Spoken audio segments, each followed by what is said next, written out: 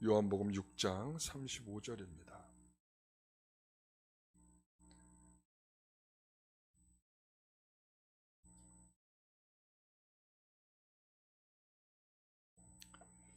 우리 한 절입니다. 우리 같이 읽겠습니다.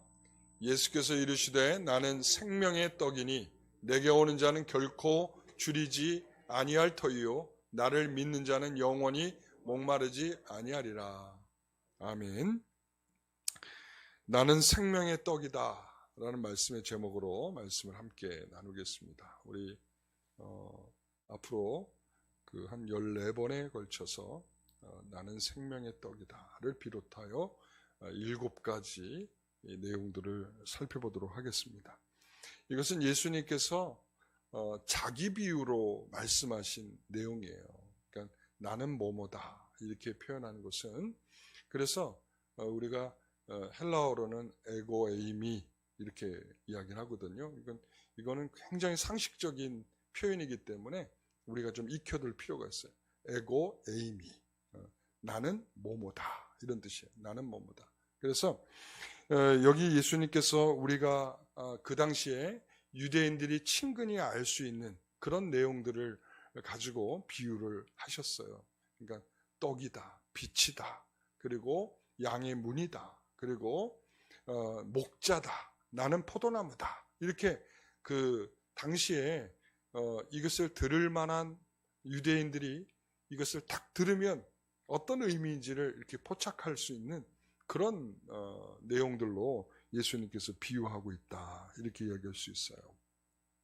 그래서 예수님께서 그럼 왜 이 에고에임이 나는 뭐뭐다 라고 하는 이런 선언적인 말씀, 선언적인 비유의 말씀을 하고 있는가? 그 목적은 요한복음의 전체적인 목적과 일치합니다. 그래서 요한복음 20장 31절 말씀 한번 같이 읽어보겠습니다. 오직 이것을 기록하면 너희로 예수께서 하나님의 아들 그리스도이심을 믿게 하려 함이요 또 너희로 믿고 그 이름을 힘입어 생명을 얻게 하려 함이니라. 이렇게 말씀하고 있어요. 이게 요한복음의 기록의 목적이거든요. 그러니까는 여기 3가지를 이렇게 이야기할 수 있는데, 첫째는 뭐냐면 예수님이 누구신가? 예수님이 누구시죠? 좀 전에 누구시라고 그랬죠? 예? 예, 하나님의 아들 그리스도이시다 이거고요. 둘째는 사람에게 요구되는 것은 무엇인가? 라고 하는 게 믿는 것이에요. 믿는 것. 그러니까 우리 주님께서 나는 하나님의 아들이다, 그리고 그리스도다 라고 하는 사실을 성도들에게 믿도록 하기 위해서, 이런 말이죠. 그럼 셋째는 뭐냐면, 그것을 통해 하나님은 무엇을 주시는가? 무엇을 주시는가? 생명을 주시는 것이다. 다시 그 말씀을 한번 보여주세요. 그 전 페이지로 같이 한번 읽어보겠습니다. 오직 이것을 기록함은 너희로 예수께서 하나님의 아들 그리스도이심을 믿게 하려 함이요 또 너희를 믿고 그 이름을 힘입어 생명을 얻게 하려 함이니라. 이거예요. 그러니까 이게 에고에이미의 나는 뭐뭐다 라고 선언하시는 예수님의 비유의 목적이기도 합니다. 그래서 예수님께서 이렇게 에고에이미로 말씀하시려고 하는 목적이 뭔가 하면 이런 거예요. 그러니까 이것을 통해서 우리에게 나타내려고 하는 것은 예수님과 우리의 관계가 무엇인가, 그리고 우리가 예수님을 어떻게 믿고 따라야 하는가, 어떻게 믿고 따르는가 라고 하는 문제들을 다루기 위해서 예수님께서 이런 에고에이미를 사용하고 있어요. 그래서 우리 에고에이미 7가지를 한번 이제 계속 걸쳐서 이야기를 할 것이니까 한번 우리가 쭉 한번 보도록 하겠습니다. 자, 에고에이미의 비유. 첫 번째는 나는 생명의 떡이다. 그 다음에 나는 세상의 빛이다. 그리고 나는 양의 문이다. 그 다음에 나는 선한 목자다. 그리고 나는 부활이요 생명이다. 그리고 나는 길이요 진리요 생명이다. 나는 참 포도나무다. 그래서 6장 35절, 8장 12절, 그 다음에 10장 7절, 나는 양의 문이다. 그 다음에 10장 14절 나는 선한 목자다. 11장 25절 나는 부활이요 생명이다. 그리고 14장 6절 나는 길이요 진리요 생명이다. 15장 1절 나는 참 포도나무다. 이렇게 일곱 번에 걸쳐서 예수님께서 말씀을 하고 있어요. 그런데 이 나는 뭐뭐다 라고 말하는 이 에고의 의미는 좀 더 큰 의미를 갖고 있어요. 그러니까 예수님께서 왜 나는 뭐뭐다 에고 에이미라고 말하는 이 표현 자체에 뭐가 들어있느냐 하면 신적인 의미가 들어있어요. 신적인 의미. 그러니까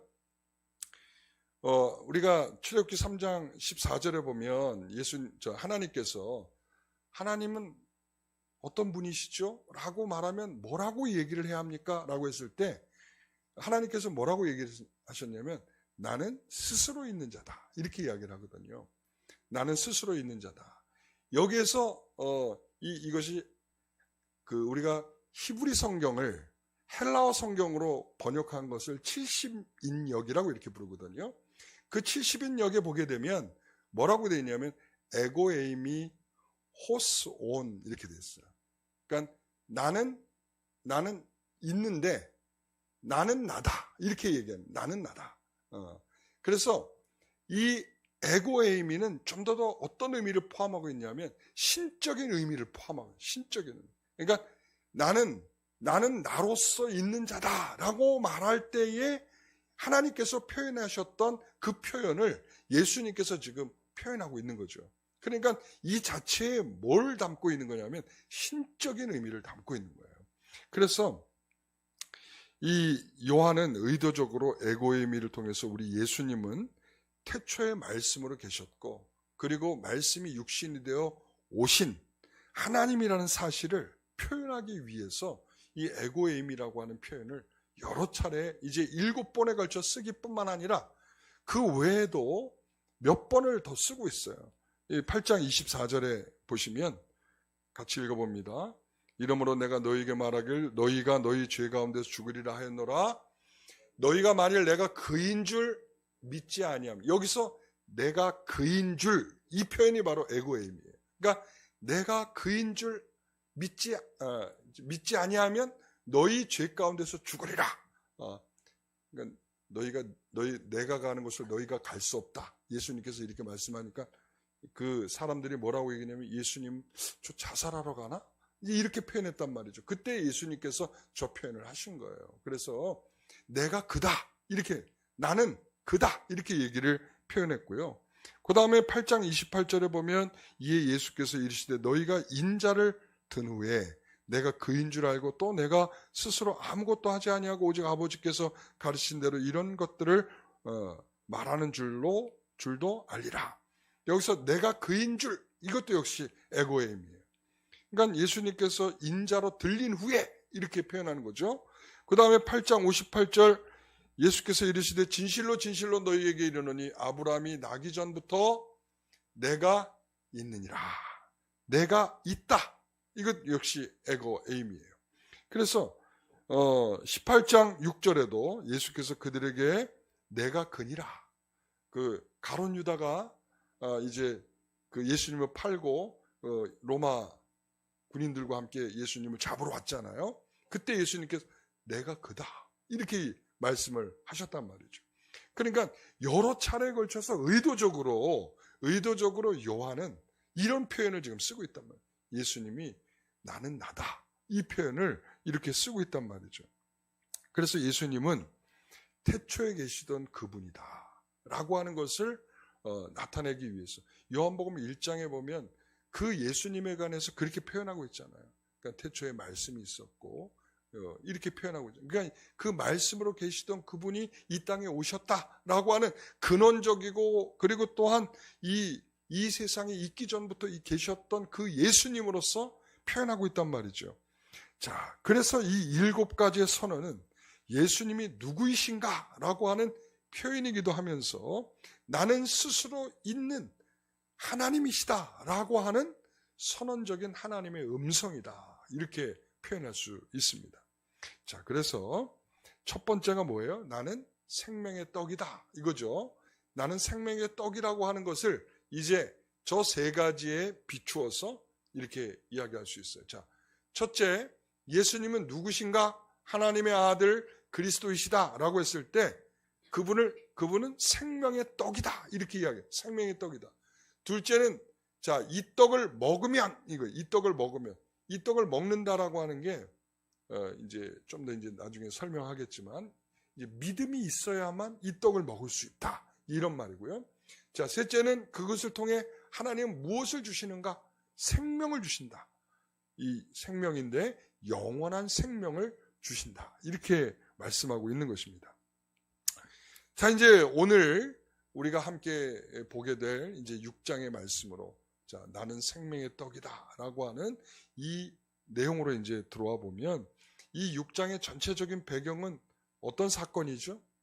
오병이어의 기적의 사건입니다. 그러니까 오병이어의 기적의 사건을 배경으로 해서 이제 이 말씀을 하고 있는 거예요. 그래서 먼저 이 오병이어의 기적과 군중들의 반응은 어땠는가? 여기부터 좀 살펴보도록 하겠습니다. 우리가 다른 복음서와 달리 요한복음은 이 오병이어의 기적이 굉장히 길게 표현되고 있어요. 그러니까 사건에 집중하고 있다면 다른 마태나 마가나 누가는 사건에 집중하고 있다면 이 요한복음은 사건을 넘어서서 이게 어떠한 의미의 사건이냐. 그렇죠? 그러니까 생명의 떡으로 오신 예수님에 대한 구체적인 의미를 설명하기 위해서 많은 부분을 설명하고 있단 말이죠.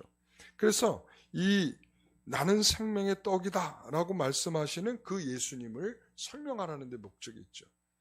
우리 예수님께서 태어나신 곳이 어디예요? 어디에서 태어나셨죠? 예? 어디요? 베들레헴이죠. 예, 베들레헴이 뜻이 뭐예요? 떡집이죠. 그러니까 예수님께서 떡집에서 태어나셨다는 것은 굉장히 의미가 있는 거예요. 그래서 떡집에서 태어나신 그분이 자신이 생명의 떡이다 이렇게 말씀하고 있단 말이죠. 자, 이렇게 6월절 무렵 예수님은 떡 5개와 물고기 2마리로 5,000명이 되는 사람들을 먹이셨어요.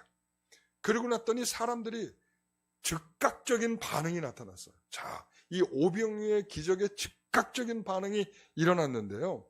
뭐라고 얘기냐면 구약에 있었던 그 선지자, 구약에서 말하던 그 선지자가 아니냐 이거와 그 다음에 이분을 우리에게 우리의 임금을 삼아야겠다라는 거예요. 자, 14절 15절 말씀을 같이 읽어보겠습니다.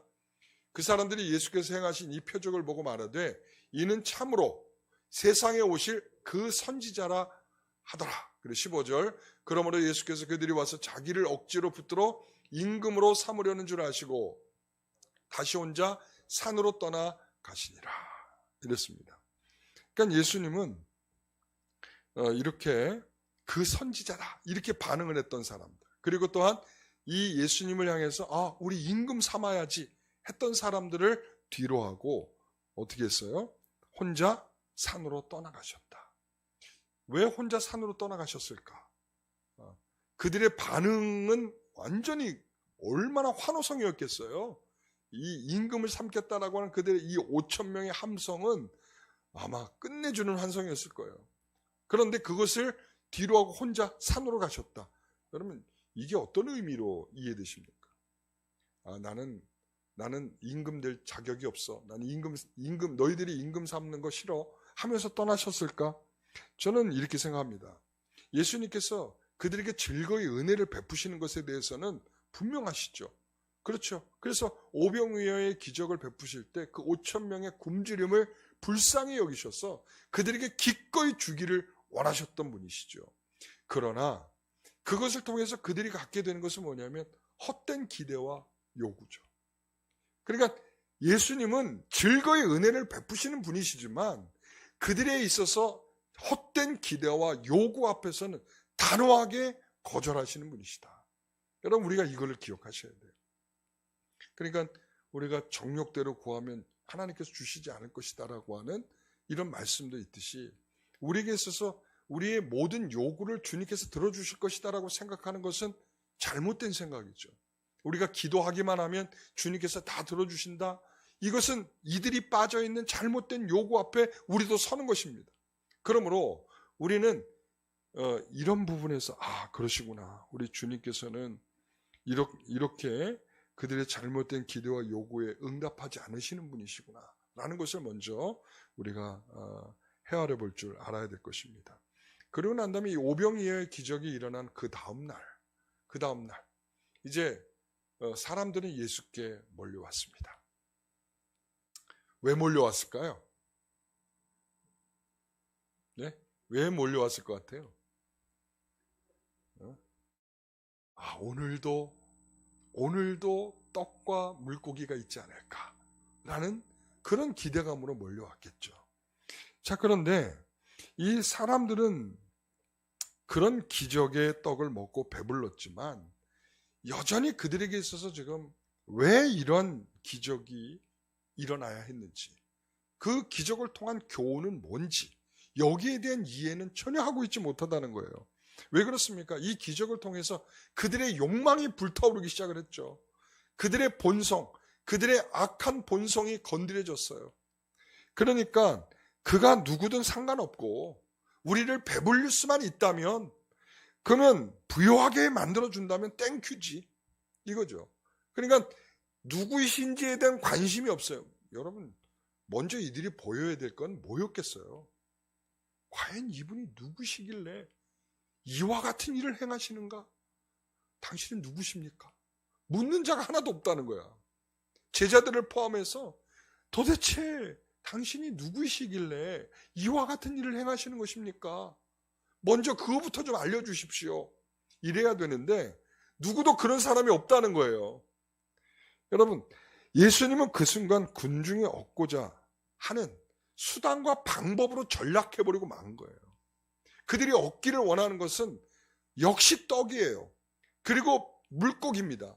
그것을 먹기를 원하고 있는데 예수님을 여전히 무엇으로 삼기를 원하는 것이냐면 수단과 방법으로 삼기를 원하는 거죠. 사랑하는 성도 여러분, 우리가 그분이 누구이신 줄 안다면 우리가 어떻게 이렇게 하나님을 경홀히 여길 수 있겠습니까? 어떻게 하나님을 우리가 수단과 방법으로 삼을 수 있겠습니까? 군중들은 놀라운 기적을 경험했지만 여전히 예수님이 누구인지 몰라요. 주님께서는 이렇게 말하죠. 그들이 떡을 먹고 배부른 까닭이지 내 표적을 이해한 까닭이 아니라고 말씀하고 있어요. 그들은 본능에 충실한 것이고 그 일을 행하시는 분이 누구인가? 그것이 중요하게 확인되어야 하는데 그렇지 못하고 있다는 것입니다. 다시 모인 그들에게 필요한 것은 기적을 반복하는 일이 아니에요. 떡과 물고기를 그들에게 주어서 배를 채워주는 것이 주님의 목적이 아닙니다. 표적의 의미를 해석해 주는 것이 주님께서는 그들에게 하고자 하는 방향인 것입니다. 나를 예수님께로 이끌지 아니하면 아무리 큰 기적을 체험했다 할지라도 그 기적이 아무런 의미가 없는 것입니다. nothing이에요. 아무것도 아니다 이겁니다. 그러니까 그 기적을 체험하면 도대체 이 기적을 베푸시는 분이 누구인가에 관심이 있어야 돼요. 그러니까 그것으로 나를 이끌고 가려고 하지 않으면 그 기적은 아무 의미가 없다라는 것이죠. 그래서 주님께로 나를 끌고 들어가도록 그분의 세계에, 그분의 진리에 우리가 점점 다가서는 은혜가 있게 되시기를 간절히 축원합니다. 여러분, 이 오병이어의 기적은 군중들에게 이 구약시대에 있었던 한 사건을 연상하게 만들었어요. 그래서 31절 같이 읽어봅니다. 기록된 바 하늘에서 그들에게 떡을 주어 먹게 하였다 함과 같이 우리 조상들은 광야에서 만나를 먹었나이다. 기가 막힌 연결이죠. 그러니까 그들은 이것을 생각할 줄 알게 되었다는 것은 매우 훌륭한 생각입니다. 그런데 이것을 생각했다는 것까지는 훌륭한데 이것이 가려고 하는 목적까지는 가지 못했다는 거예요. 그러니까는 그들이 생각하는 수준에서 멈춰버리고 만 거예요.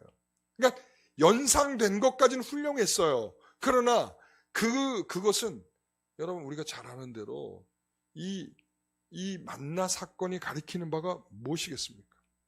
둘 다는 광야에서 일어난 일이었고 초자연적인 능력을 통해서 이 양식을 충분히 공급을 받았다는 것에선 동일합니다. 이 만나는 이 40년 광야 생활의 끝부분에 가서 신명기에 이렇게 말씀을 하고 있죠. 8장 3절에 너를 낮추며 너를 줄이게 하며 또 너도 알지 못하며 내 조상들도 알지 못하던 만나를 먹게 하신 것은, 자 뭐라고요? 만나를 먹게 하신 것은 사람이 떡으로만 사는 것이 아니요 여호와의 입에서 나오는 모든 말씀으로 사는 줄을 내가 알게 하려 하십니다. 그러니까 이 떡이라고 하는 것은 이 떡을 통해서 너희들이 사는 게 아니다 이거예요. 그러니까 이스라엘 백성들이 광야에서 이 떡으로 산 거 아닙니까? 산 거죠. 그러니까 이 출애굽기 16장 4절에 이렇게 말해요. 일용할 것을 날마다 거둘 것임이라 이랬어요. 일용할 것을 날마다 거뒀다. 그러니까 하나님께서 오늘도 내려주시는 것이죠 하고 가서 주워오는 거예요. 그러니까 이것은 자신들의 수고의 떡이 아니라 하나님께서 그들에게 먹이시는 떡이란 말이죠. 그러니까 이 떡을 통해서 그들은 뭘 해야 하는 것이냐면 하나님을 의지해야 된다는 거예요. 하나님을 의지해. 그러니까 내가 이 떡을 배불리 먹어서 내 육신이 배불렀기 때문에 사는 것이 아니라 하나님께서 내게 주셨기 때문에 내가 사는 것입니다 라고 하는 원리를 배우는 거예요. 그래서 그 원리에는 뭐가 있냐면 하나님의 말씀으로 산다라는 거예요. 하나님의 말씀. 여러분, 이 하나님께로부터 날마다 떡을 얻은 것이고 눈에 보이는 떡이 아니라 하나님을 의지하며 사는 것을 그들이 배우는 것입니다. 그게 만나가 아니라 만나를 주시는 하나님과 그분의 말씀으로 사는 것입니다.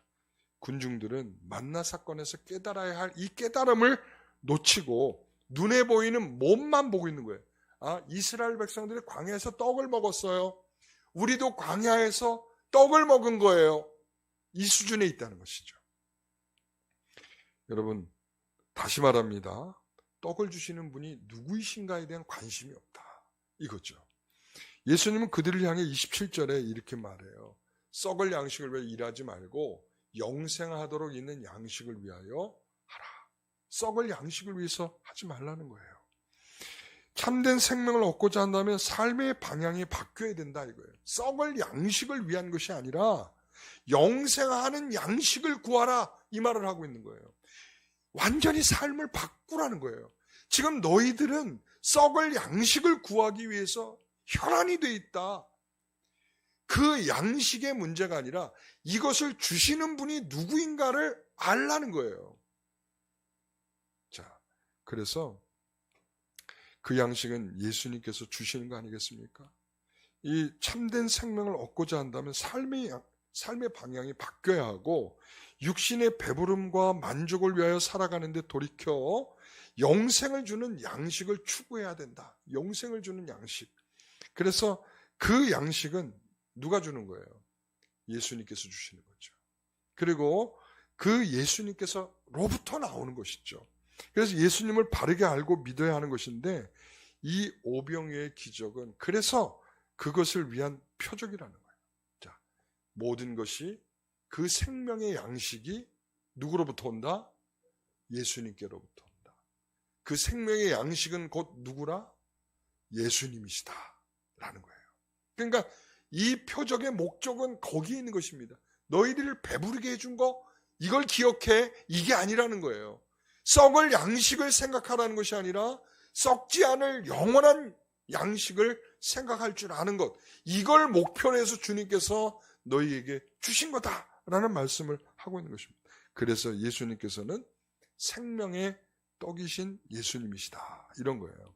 그래서 예수님은 이 사람들의 관심이 떡에 있었잖아요. 그죠? 계속적으로 떡에 있는데 이 관심을 돌리려고 이렇게 표현했어요. 참떡을 믿는 것이 하나님의 일이라고 말씀하셨어요. 그랬더니 그들이 다시 떡에 대한 관심으로 돌아가요. 그러니까 그들에게 있어서는 하나님의 일로서 이 떡에 대한 관심보다는 생명의 떡에 대한 관심보다는 영원한 생명을 주는 떡의 관심보다는 그냥 육신을 채우는 떡에만 관심이 있어요. 이 이스라엘 이스라엘이 광야에서 먹었던 만나는 이 모세가 준 떡이 아니죠. 그렇죠? 그러니까 32절에 보면 이렇게 말해요. 내 아버지께서 너희에게 하늘로부터 참떡을 주시나니. 그러니까 하늘로부터 너희 아버지께서 주신 것이다. 이거예요. 그래서 너희 아버지께서 주신 것인데 이스라엘 백성들이 광야에서 먹었던 떡은 그래서 장차 주실 생명의 떡의 모형인 거예요. 모형인 거. 그러니까 하늘로부터 내려온 산떡. 그게 이제 예수 그리스도이신 거죠. 그래서 49절 같이 읽어봅니다. 49절 50절 너희 조상들은 광야에서 만나를 먹었어도 죽었거니와 나는 하늘에서 내려온 살아있는 떡이니 사람으로 하여금 먹고 죽지 아니하게 하는 것이니라. 여러분, 예수님은 떡을 요구하는 군중들에게 자신이 바로 생명의 떡이다, 이 말씀을 하고 있는 거예요. 이스라엘 백성들은 광야에서 그 떡을 먹고도 죽었다. 그러나 내가 너에게 주는 이 떡은 내가 생명의 떡을 주는 것인데 이 떡을 먹으면 영원한 생명이 있다라고 말씀하고 있어요. 여러분, 주님께서는 생명의 떡이죠. 그래서 1장 4절에 보면 그 안에 뭐가 있어요? 생명이 있다. 그러니까 예수님 안에는 뭐가 있다고요? 생명이 있다는 거예요. 예수님 안에는 생명이 있어서 생명을 있게 하시는 능력이 있을 뿐만 아니라 그리고 또 이 생명을 나누어 주시는 분이다, 이거예요. 그래서 배고픈 사람이 떡을 먹기 위해 나오듯이 예수님께 나와야 한다, 이거예요. 그래서 떡을 바라만 보는 게 아니라 이 떡은 어떻게 해야 돼요? 아이고 맛있겠다 하고 마는 게 아니라 그 떡을 직접 입에 넣고 씹고 맛을 봐야 되지 않습니까? 그것이 바로 예수님께 나와야 한다는 말이에요. 예수님께 나와야 한다. 그래서 떡을 바라만 보는 게 아니라 먹고 삼키듯이 예수님을 영접해야 한다, 이런 말이에요. 예수님을 영접해야 된다. 여러분, 세상의 소유와 쾌락이 주는 만족은 일시적이죠. 그러니까 우리가 먹는다, 우리가 떡을 먹는다 그러면 여러분 어때요? 즐겁죠? 씹는 동안 얼마나 행복하고 즐거워요. 그죠? 그렇죠? 어떤 떡이 좋으세요? 어떤 떡? 네? 인절미. 또 어떤 떡이 좋으세요? 예, 시루떡. 뭐 이런저런 떡을 여러분 상상해 보세요. 그 떡을 먹는 동안에 어때요? 즐겁죠. 그러나 목구멍으로 싹 넘어가고 나면 조금 있으면 어때요? 금방 사라지죠. 즐거움. 내가 얼마나 맛있는 떡을 먹었는가에 대한 기억은 남아있을지 모르겠지만 그 맛을 음미하는 것은 사라지고 말죠. 이렇게 세상의 소유와 쾌락이 주는 만족은 일시적이라는 거예요. 먹을 때 잠깐 행복하다, 이걸로 끝나고 마는 거예요. 그러나 내면 깊은 곳까지 그러므로 채워주지 못한다. 여러분, 그래서 우리가 떡을 먹고 금방 배불렀다가도 또 조금 있으면 어떻습니까? 배고프죠. 네. 또 먹어야 돼. 그러니까 누가 그러대요? 어차피 배고플 거니까 먹지 말고 굶어야 된다. 제 친구 중에 하나가 먹는 것에 대해서 이게 굉장히 회의적인 친구가 있어요. 그 친구는 뭐라고 얘기냐면 알약 하나 없냐 이래. 알약 하나. 그냥 배고프면 알약 하나 먹고 배부를 수 있는 게 없냐. 야, 그렇게 식욕이 없냐? 나하고 좀 바꾸자. 나하고 좀 바꾸자. 그러니까 이게 어차피 배고프니까 배고플 거니까 우리가 한 끼 굶고 두 끼 굶어도 되지 않냐? 이렇게 얘기하는 사람들이 있어요. 반대로 여러분, 우리가 이 내면에 채워지지 않는 이 배고픔은요, 계속 느끼기 때문에 먹어도 계속적으로 느낀단 말이에요. 그래서 더 많은 것을 갖기를 원해요. 그러니까 우리가 소유욕은 더 많은 것을 갖기를 원한단 말이죠. 더 자극적인 것을 원한단 말이에요. 그래서 밑 빠진 독처럼 아무리 채워도 다시 목마르고 공허할 뿐이죠. 그래서 대표적으로 예수님이 만난 요한복음에 나타나는 여인이 있잖아요. 사마리아 여인. 대표적인 여인이죠. 이 여인에게 예수님이 뭐라고 그래요? 내 남편을 데려와라. 그러잖아요. 그랬더니 뭐라고 그래요? 남편 없는데요. 이렇게 얘기하죠. 그러고 넘어가려고 했던 거예요. 이 여인은 그렇게 얼버무리고 넘어가려고 그랬더니 예수님께서 그 여인의 치부를 다 드러내시잖아요. 다 드러내.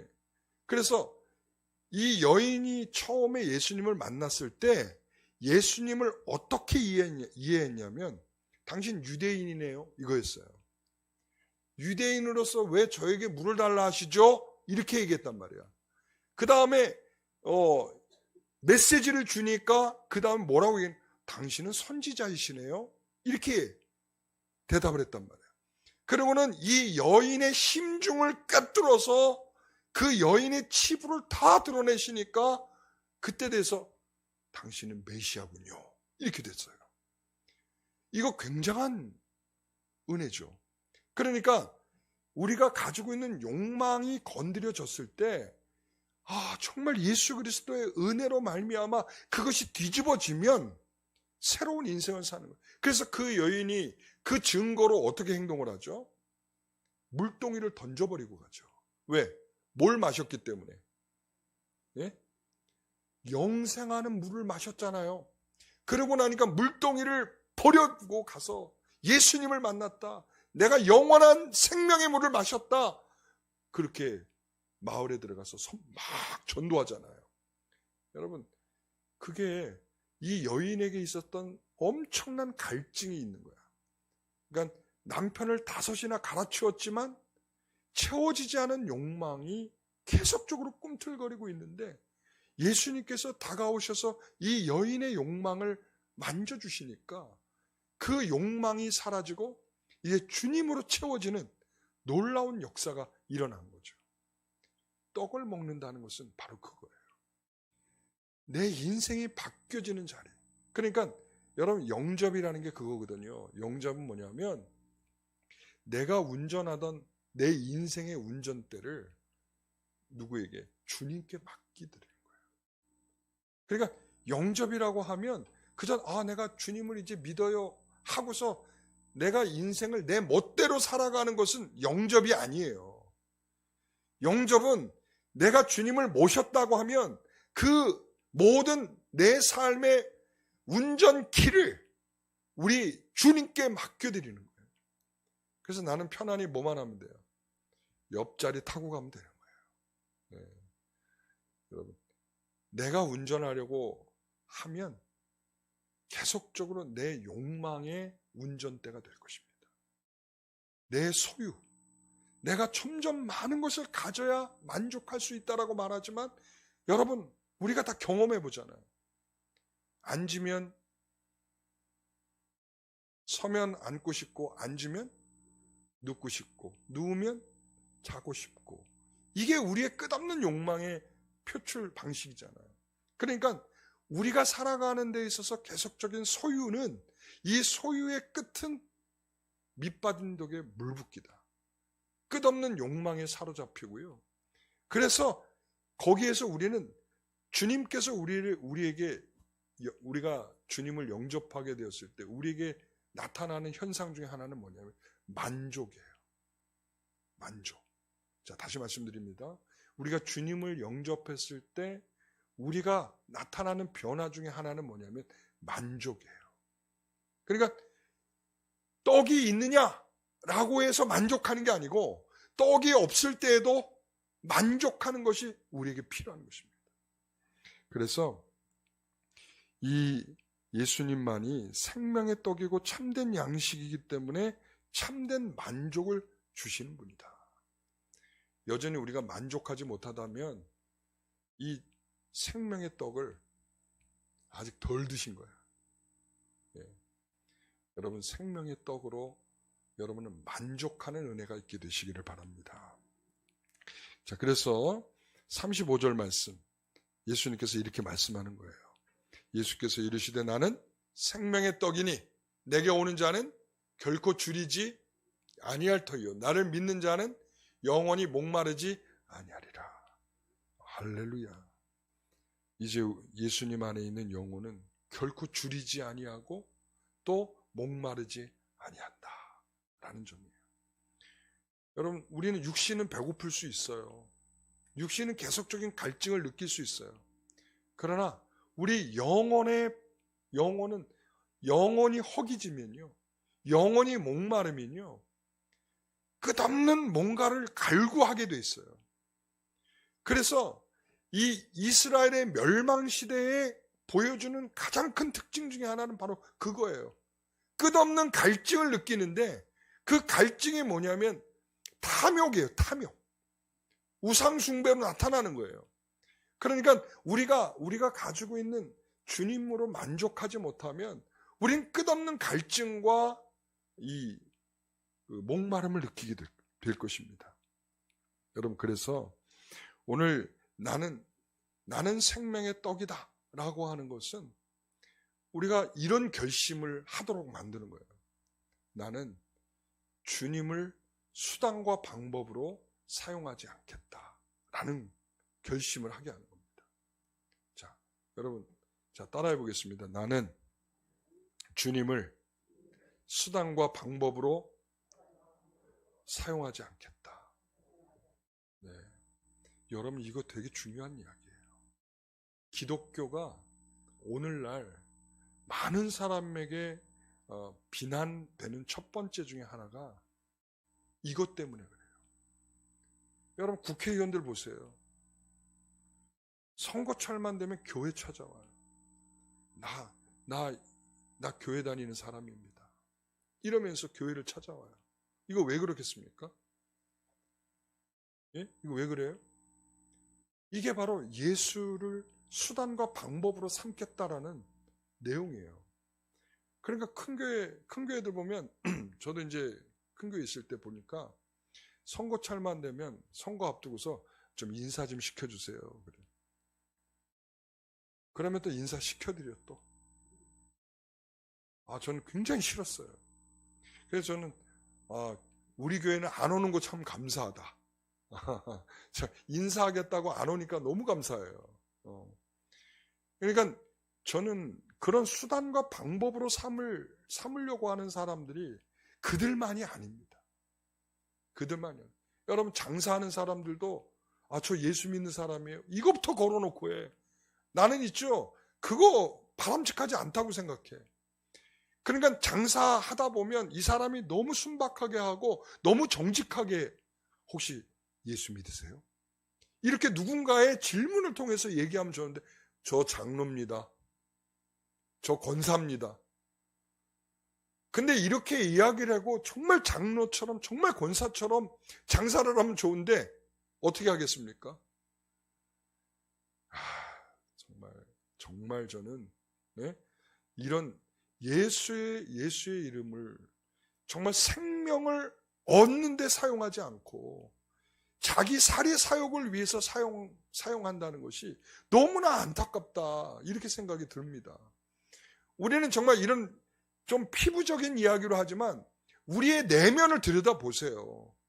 우리 내면에도 우리가 예수를 수단과 방법 삼아가지고 우리의 욕심을 채우려는데 예수님을 등장시키지 않습니까? 우리가 탐욕적인 기도를 하려는데 예수님을 이용하고 있지 않습니까? 내가 그거를 반드시 이루어야 하거나 내가 반드시 그것을 얻으려고 할 때 내가 그것을 얻고자, 여러분, 정말 인정사정 보지 않고 예수의 이름에 모든 걸 걸고 우리가 기도하지 않습니까? 이런 면이 요즘에 너무 없어서 문제이기도 한데, 우리가 기도하려는 우리들의 모습 속에 보면 이러한 내용들이 들어있단 말이죠. 여러분, 나는 예수를 믿어 얻고자 하는 복이 뭡니까? 이 질문이 같이 따라오는 거예요. 생명이신 예수님이 나의 생명이 되는 것, 이게 복이다. 그리고 주님이 나에게 영원한 것을 채워주셨고 생명을 채워주셨고 내게 생명의 떡이 되어주셨기 때문에 나는 이제 배고프지 않다. 내 영혼은 배고프지 않고 내 영혼은 목마르지 않다. 다시 말하면 만족한다. 이런 말이죠. 여러분, 다시 이제 나는 따라해 보겠습니다. 나는 예수님으로 만족합니다. 이거예요. 나는 생명의 떡이다 라는 말씀에 우리가 할 수 있는 반응은 저는 이렇게 좀 줄여드리고 싶어요. 뭐냐면 나는 예수의 이름으로 예수님을 수단과 방법으로 삼지 않겠다. 나는 예수님으로 만족합니다 라는 것이죠. 오늘 우리 모든 성도들이 그러한 마음으로 나는 생명의 떡이다 말씀하시는 그 신적인 권위 앞에 우리가 응답할 수 있는 우리 모두가 되시기를 간절히 소망합니다. 기도하겠습니다. 하나님, 참으로 주님 앞에 주님의 이런 신적 선언에 우리는 어떻게 반응하겠습니까? 이들은 자신의 탐욕을 채우기 위해서 주님을 임금 삼으려고 하는 그런 얄팍한 반응을 보였습니다. 오늘 우리도 그러하지 않습니까? 예수 믿으면 잘 된다. 예수 믿으면 복 받는다. 예수 믿으면 네가 하는 일이 다 잘 된다. 이러한 명제를 우리의 마음에 두고 있는 것은 아닙니까? 우리가 예수님을 수단과 방법으로 사용하지 않겠습니다. 또한 예수님으로 만족하면서 살겠습니다. 라는 이러한 마음으로 주님 앞에 기도하오니 주여 우리가 그런 마음으로 살아가는 우리 모두가 되게 하여 주시옵소서. 예수님의 이름으로 기도하옵나이다. 아멘.